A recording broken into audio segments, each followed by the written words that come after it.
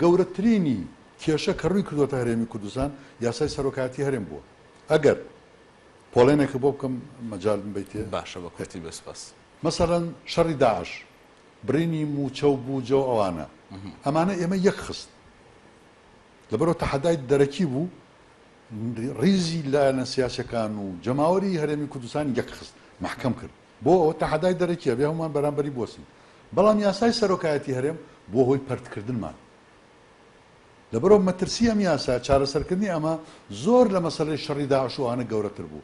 بۆیە پێویستی بۆ بوو ئەم لایەنە سیاسیانە بۆچی لە شەڕی داعش گەورەتر بوو؟ لەبەر ئەوە ناڵم ئەو دوانە هەم برینی مەبەست کاریگەریەکەیەتی کە دەڵێ گەورەتر بەڵێ کاریگەریەکەی پارتی بە ڕۆحێکی سوڵتانیانە مامەڵەیە کرد.